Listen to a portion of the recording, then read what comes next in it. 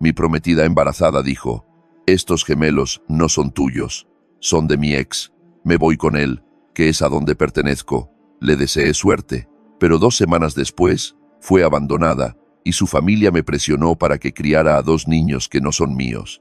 Es una tarde de martes de octubre y estoy sentado en lo que se suponía que iba a ser el cuarto de los niños, viendo a mi esposa, Valeria, doblar ropita de bebé mientras su vientre sobresale como si escondiera un balón de fútbol.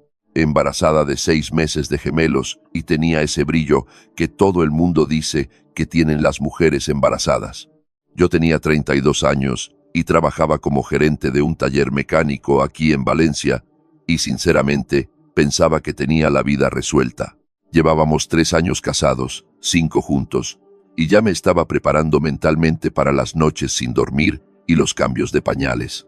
De vez en cuando seguían llegando regalos de boda, aunque nos habíamos casado la primavera pasada y teníamos el salón reservado para un baby shower que se suponía que era en 2 semanas. Recuerdo ver sus manos temblar ligeramente mientras doblaba un pequeño body amarillo y algo dentro de mí simplemente lo supo. ¿Conoces esa sensación cuando tu coche hace un ruido extraño y finges que no es nada, pero en el fondo sabes que estás a punto de recibir una factura de reparación muy cara? Así es exactamente como me sentí, excepto que, en lugar de un problema de motor, todo mi mundo estaba a punto de desmoronarse. Dejó el body y se giró para mirarme con una expresión que nunca había visto antes, como si estuviera a punto de confesar un asesinato. «Diego, tenemos que hablar», me dijo, y esas 4 palabras me golpearon como un martillazo en el pecho. Dejé las instrucciones de la cuna que había estado fingiendo leer y le presté toda mi atención. «Estos bebés», continuó, con la voz apenas un susurro, «no son tuyos». Las palabras quedaron suspendidas en el aire como los gases de escape en un garaje cerrado. Por un momento, pensé que tal vez la había oído mal, que había dicho algo completamente diferente, pero la expresión de su rostro confirmó mis peores temores.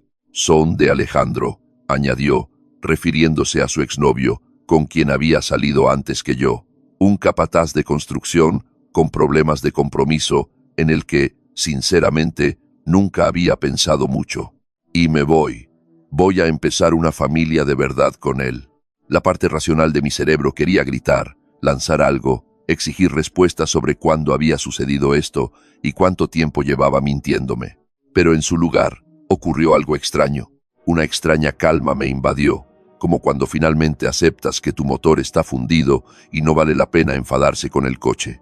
La miré sentada allí, en nuestro cuarto de bebé, rodeada de todas esas cosas de bebé que habíamos elegido juntos, y sentí que algo dentro de mí simplemente se desconectaba. «Espero que te vaya bien», le dije, y lo decía en serio, no con sarcasmo, no con amargura, sino con el mismo tono que usarías para desearle lo mejor a alguien que se muda a otra ciudad. Me miró como si acabara de hablar en un idioma extranjero. «¿Eso es todo? ¿Eso es todo lo que vas a decir?», me preguntó, y pude oír la confusión en su voz. Quizás esperaba que le rogara, que luchara por ella, que le prometiera criar a los hijos de Alejandro como si fueran míos. Pero esto es lo que pasa con la traición. A veces es tan completa, tan profunda, que en realidad te libera. «¿Qué más hay que decir, Valeria? Has tomado tu decisión». Me levanté de la mecedora que habíamos comprado para que yo la usara durante esas tomas nocturnas que nunca iban a ocurrir. «Empezaré con el papeleo». Y eso es exactamente lo que hice. A la mañana siguiente, me tomé un día personal y comencé el metódico proceso de desenredar nuestras vidas. Empecé con los regalos de boda, empaquetando todo lo que tenía un ticket de regalo y devolviéndolo a las tiendas donde se compraron. La licuadora volvió a El Corte Inglés. La cristalería volvió a Zara Home. El juego de cubiertos volvió a IKEA. Cada devolución se sentía como tirar de otro hilo de un hermoso tapiz que pensé que habíamos tejido. Luego, contacté con el salón sobre la reserva del baby shower y descubrí que podía recuperar la mayor parte de nuestro depósito si cancelaba dentro de los 30 días 6.800 euros de vuelta en mi cuenta. Dinero que se habría destinado a celebrar a unos niños que ni siquiera eran míos. La eliminé de mi póliza de seguro de coche, lo que inmediatamente redujo mi pago mensual en 140 euros. Cerré la cuenta de ahorros conjunta y transferí mi mitad a una nueva cuenta a la que ella no podía acceder. Actualicé el beneficiario de mi plan de pensiones de Valeria Herrera, esposa, a Diego Herrera, padre. Cada llamada, cada formulario, cada firma, se sentía como recuperar un pedazo de mí mismo que le había dado libremente a alguien que nunca lo mereció. Se mudó ese fin de semana mientras yo estaba en el trabajo, lo que probablemente fue lo mejor para ambos. Sin confrontaciones dramáticas, sin despedidas llorosas, solo un espacio vacío en el armario y un mostrador de baño de repente libre de su interminable colección de productos para el cuidado de la piel. 2 semanas después, me estaba acostumbrando a mi nueva rutina de llegar a casa, a una casa silenciosa, cuando oí su llave en la puerta principal. Había olvidado cambiar las cerraduras, lo que parecía un descuido, hasta que la vi de pie en mi sala, de estar con el rímel corrido por sus mejillas y su vientre aún más grande que antes. Diego, cometí un terrible error, sollozó, y por un momento sentí ese viejo instinto de consolarla, de arreglarlo todo, pero luego continuó. Alejandro se fue. No ha respondido a mis llamadas en 4 días, y cuando fui a su apartamento, su compañero de piso dijo que simplemente hizo las maletas y se fue.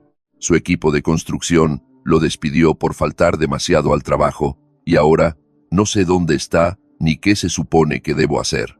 Dejé mi cena y miré de verdad a esta mujer que había sido mi esposa, que había llevado lo que yo creía que eran nuestros hijos, que había elegido a otro hombre por encima de la vida que habíamos construido juntos. Las lágrimas eran reales. La desesperación era genuina. Pero ya no era mi problema. Déjame contarte exactamente cómo comenzó la campaña de presión familiar. La mañana después de la visita llorosa de Valeria, mi teléfono sonó a las 6 de la mañana con un número que no reconocí, Diego Herrera. La voz era aguda, acusadora, como si yo personalmente le hubiera hecho daño a esta persona.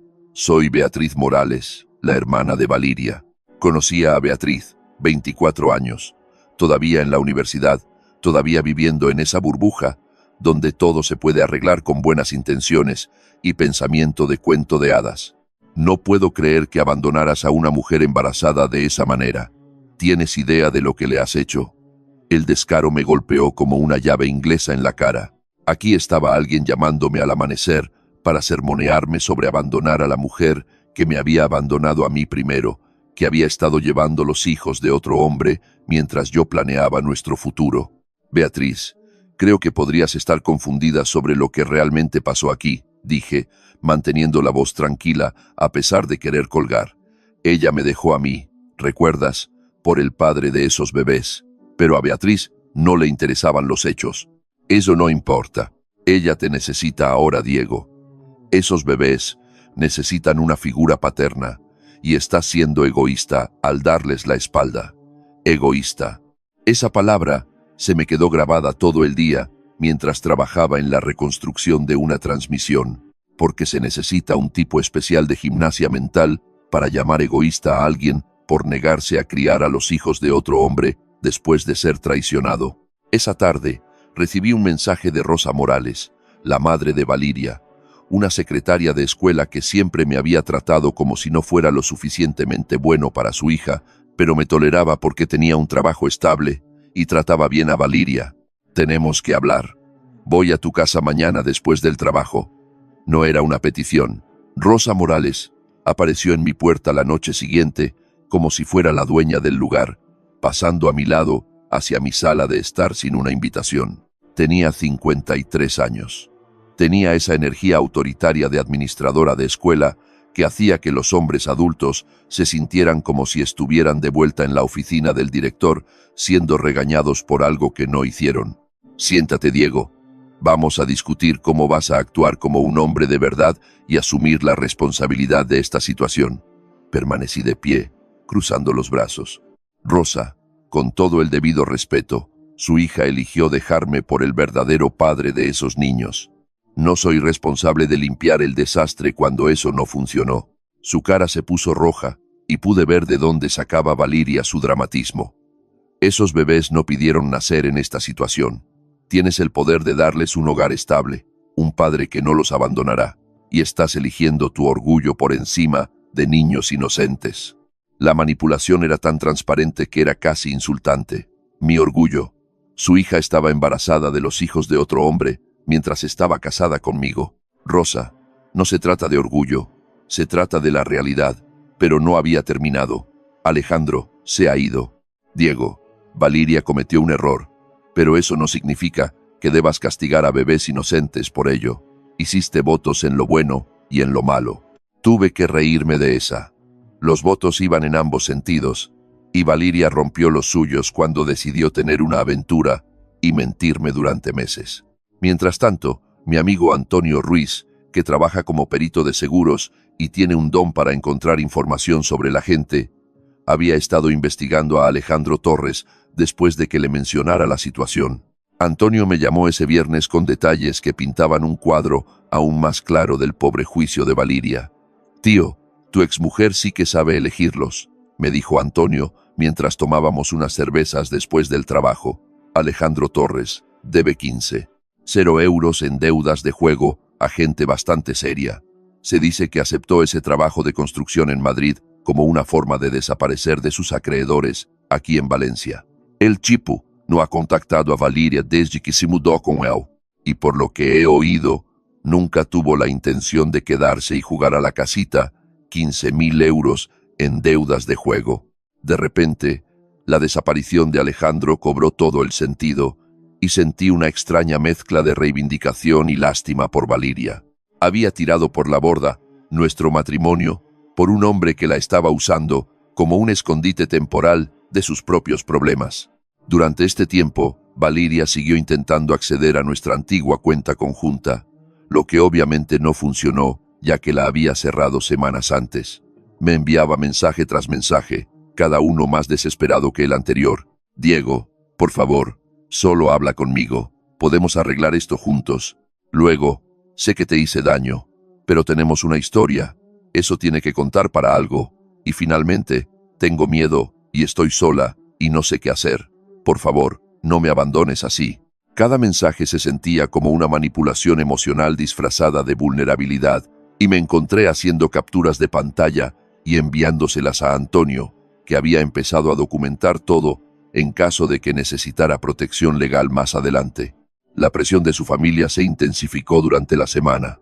Su padre, Luis, un cartero que siempre había sido el callado, me llamó una vez, con la voz cansada. «Diego, no te voy a decir lo que tienes que hacer, pero Rosa ha estado llorando todas las noches por esta situación. Quizás podrías considerar ayudar de alguna manera». Ni siquiera él pudo comprometerse del todo a pedirme que aceptara de vuelta a su hija, embarazada e infiel, lo que me dijo todo lo que necesitaba saber sobre lo que realmente pensaban de las decisiones de Valeria. Pero el momento más revelador llegó cuando Beatriz apareció en mi taller durante el almuerzo. «Diego, mírala. Está embarazada de 7 meses de gemelos y trabaja de pie todo el día en la clínica dental.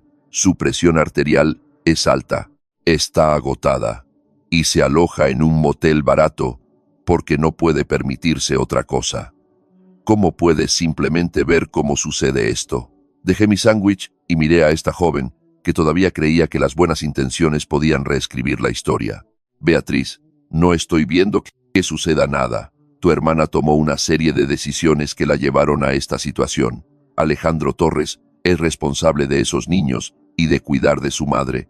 El hecho de que sea un irresponsable que se escapó no me transfiere esa responsabilidad a mí». La desesperación en los ojos de Beatriz era real, pero también lo era mi resolución. La confrontación que había estado temiendo finalmente ocurrió un jueves por la tarde de noviembre. Estaba bajo el capó de un Seat León de 2018, diagnosticando lo que sonaba como un problema en la cadena de distribución cuando escuché pasos familiares en el suelo de hormigón de mi taller. No necesité levantar la vista para saber que era Valeria. Reconocí su forma de andar, ese paso ligeramente desequilibrado que había desarrollado a medida que avanzaba su embarazo. Pero cuando finalmente me enderecé y me di la vuelta, la visión de ella me hizo mirar 2 veces, embarazada de 8 meses ahora. Parecía que había envejecido 5 años en las últimas semanas. Su cabello rubio, generalmente perfecto, estaba recogido en una coleta desordenada. Su uniforme de trabajo estaba arrugado como si hubiera dormido con él, y tenía ojeras bajo los ojos que el maquillaje no podía ocultar. Más que eso, tenía esta energía desesperada que irradiaba de ella como el calor de un motor sobrecalentado. «Diego, tenemos que hablar. Por favor, solo 5 minutos». Su voz se quebró en la palabra «por favor», y pude ver a mis compañeros de trabajo fingiendo no mirar mientras trabajaban en sus propios proyectos. Este era exactamente el tipo de drama que había estado tratando de evitar, pero ella lo había traído directamente a mi lugar de trabajo. «Valeria, no puedes simplemente aparecer en mi trabajo así. Ya hemos dicho todo lo que teníamos que decirnos». Me limpié las manos en un trapo del taller, tratando de mantener mi voz profesional y tranquila, pero ella se acercó más, y pude ver que las lágrimas comenzaban a formarse en sus ojos. «Alejandro se lo llevó todo, Diego, todo. No solo desapareció. Vació mi cuenta de ahorros, agotó mis tarjetas de crédito y me dejó sin nada. Descubrí ayer que había estado usando mi información para sacar adelantos en efectivo durante semanas antes de desaparecer». Las palabras me golpearon como un puñetazo en el estómago, no porque sintiera pena por ella, sino porque la pura estupidez de la situación era asombrosa. Le había dado a este hombre acceso a sus finanzas mientras estaba embarazada de sus hijos, y él la había robado por completo antes de huir de sus responsabilidades. «Me estoy quedando en un motel de carretera», continuó, su voz haciéndose más pequeña con cada palabra. «Apenas puedo pagarlo, y mis tarjetas de crédito están casi al límite. La clínica dental redujo mis horas porque algunos pacientes se quejaron de que estaba demasiado emocional durante sus limpiezas, y el doctor Pérez dijo que mis problemas personales estaban afectando el ambiente de trabajo. Dejé el trapo del taller y miré de verdad a esta mujer que una vez había sido mi esposa, que había compartido mi cama, mis sueños y mi cuenta bancaria. La Valeria con la que me había casado nunca se habría encontrado en un motel de carretera, embarazada y arruinada. Pero esa Valeria tampoco había existido nunca. Siempre había sido una fachada cuidadosamente construida que ocultaba a alguien que tomaba decisiones catastróficamente malas. «Mi presión arterial ha estado alta», añadió, poniendo una mano en su vientre hinchado. «El médico dijo que necesito reducir el estrés y descansar más. Pero, ¿cómo puedo descansar cuando no sé dónde dormiré la próxima semana? Mi familia sigue diciéndome que todo esto es mi culpa por tomar malas decisiones, pero en realidad no me están ayudando. Mamá me sermonea sobre la responsabilidad, mientras papá simplemente niega con la cabeza y vuelve a ver la televisión. Beatriz dice que yo me busqué esto y que debería haber sabido que no podía confiar en Alejandro». La ironía era casi hermosa en su totalidad. Los mismos miembros de la familia, que me habían estado llamando egoísta por no aceptarla de nuevo, ahora la trataban como un cuento con moraleja cuando realmente necesitaba ayuda. «Diego, sé que te hice daño de formas que ni siquiera puedo empezar a compensar, pero estoy desesperada. No tengo a nadie más a quien recurrir». Estaba llorando abiertamente ahora, y una parte de mí, la parte que la había amado durante 5 años, quería extender la mano y consolarla. Pero ese impulso murió cuando recordé todos esos meses que me había estado mintiendo, todas esas veces que me había dejado hablar de nuestro futuro, sabiendo que estaba esperando los hijos de otro hombre. «Valeria, lamento que estés en esta situación, de verdad lo lamento, pero Alejandro Torres es el padre de esos bebés, lo que lo hace responsable de cuidar de ti y de ellos. El hecho de que resultara ser exactamente el tipo de hombre que todos, excepto tú, podían ver que era, no cambia eso». Su rostro se arrugó, y por un momento pareció una niña perdida en lugar de una mujer adulta que había tomado decisiones de adulto. «Se ha ido, Diego, su teléfono está desconectado, su apartamento está vacío, e incluso sus compañeros de trabajo no saben a dónde fue. Contraté a un investigador privado con lo último de mis ahorros, y todo lo que pudo decirme fue que probablemente se fue de España por completo. Nunca lo volveré a ver, y estos bebés nunca conocerán a su padre». El peso de su situación pendía entre nosotros como gases de escape, densos y sofocantes. Podía ver a mis compañeros de trabajo tratando de parecer ocupados mientras obviamente escuchaban cada palabra, y sabía que esta conversación sería el tema de discusión en la sala de descanso durante semanas. Pero nada de eso importaba tanto como la decisión que enfrentaba ahora. Estaba allí de pie, embarazada de 8 meses de gemelos, arruinada y asustada, y pidiéndome que la salvara de las consecuencias de sus propias elecciones. El viejo Diego, el que la había amado incondicionalmente, podría haber dicho que sí. Pero ese Diego había muerto la noche en que me dijo que esos bebés no eran míos. No puedo ayudarte, Valiria. Esos niños tienen un padre, y no soy yo. El hecho de que sea un cobarde que se escapó no los convierte en mi responsabilidad. Me miró fijamente durante un largo momento, como si me estuviera viendo claramente por primera vez en años. Luego asintió una vez, se secó los ojos con el dorso de la mano y salió de mi taller sin decir una palabra más. Avancemos 9 meses, y déjenme pintarles una imagen de cómo resultó todo. Estaba empujando mi carro por el pasillo de los cereales en Mercadona un sábado por la mañana, cuando escuché un sonido que me detuvo en seco. El llanto distintivo de gemelos resonando por la tienda como la alarma de un coche que no puedes apagar. Algo en esos llantos me hizo levantar la vista de las barritas de granola que estaba comparando, y fue entonces cuando la vi. Valiria estaba 3 pasillos más allá, en la sección de comida para bebés, con un aspecto como si la hubieran pasado por una licuadora a máxima velocidad. Llevaba el pelo recogido en lo que solía llamarse un moño de madre, pero parecía más bien que se había rendido a mitad de peinarlo. Llevaba pantalones de chándal y una camiseta manchada que le quedaba grande, como si hubiera perdido un peso que no podía permitirse perder. El cochecito doble frente a ella contenía a 2 bebés con la cara roja que competían para ver quién podía gritar más fuerte, mientras ella rebuscaba frenéticamente en un organizador de cupones con manos temblorosas. La vi contar cupones como si fueran billetes de 100 euros, revisando cada uno 2 veces antes de añadir un frasco de comida para bebés a su carro. La escena debería haberme hecho sentir algo: lástima, reivindicación, tal vez incluso una retorcida sensación de satisfacción. En cambio, no sentí nada más que una leve curiosidad, como ver un documental de naturaleza sobre animales que nunca encontraría en la vida real. Era una extraña, alguien cuyos problemas pertenecían a un mundo diferente al mío. Giré mi carro y terminé mis compras en una sección diferente de la tienda, cogiendo la pasta orgánica que Martina me había pedido que comprara y el buen café que a ambos nos encantaba. 9 meses lo habían cambiado todo para ambos, solo que en direcciones opuestas.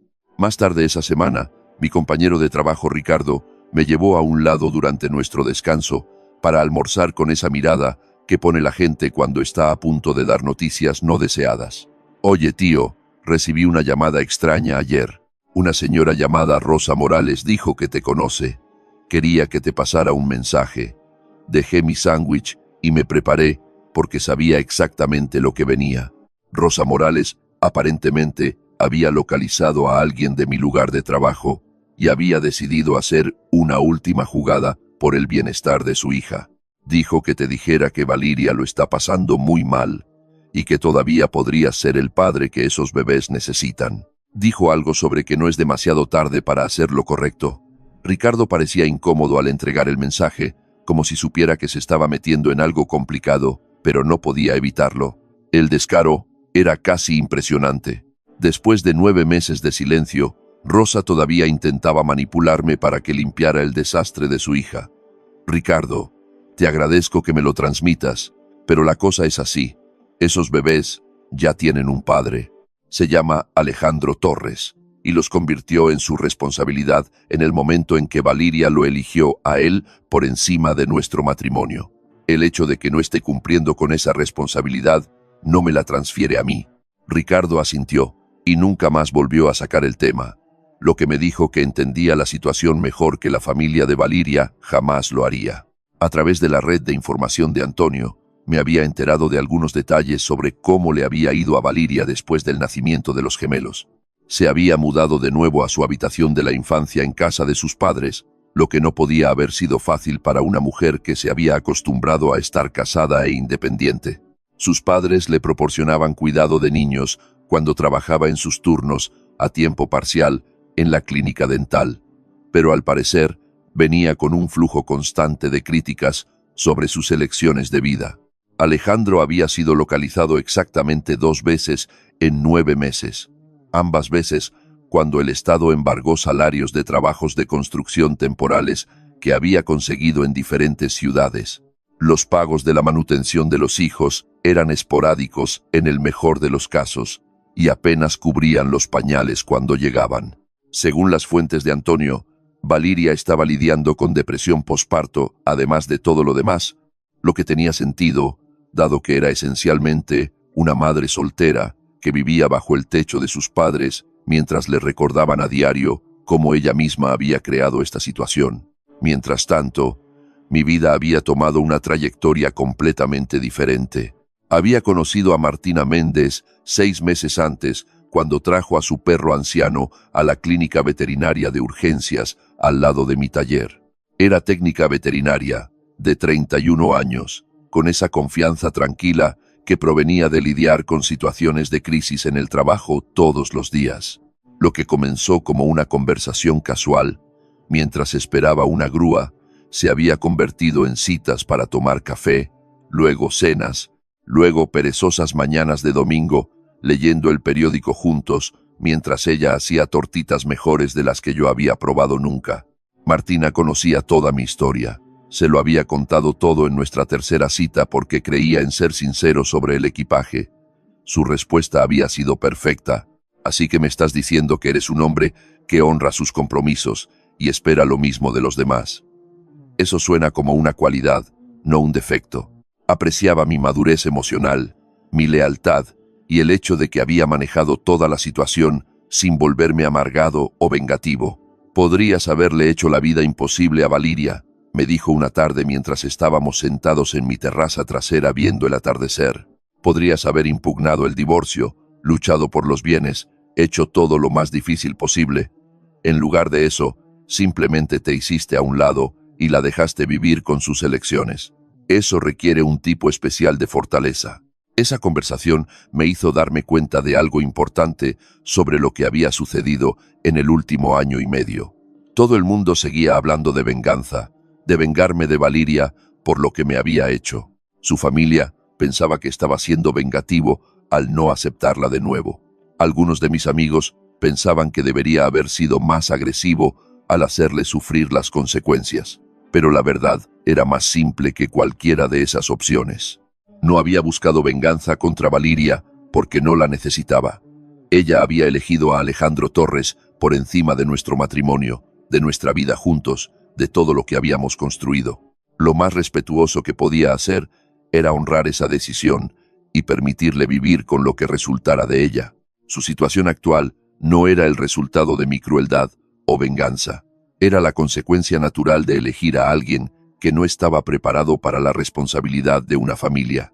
Alejandro le había mostrado exactamente quién era, y yo simplemente me había negado a rescatarla de esa realidad.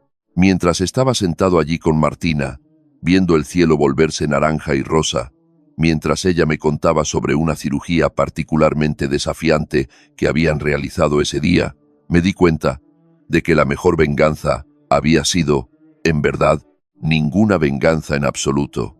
Simplemente había seguido adelante con mi vida, había encontrado a alguien que valoraba las mismas cosas que yo y había construido algo nuevo y mejor que lo que había perdido.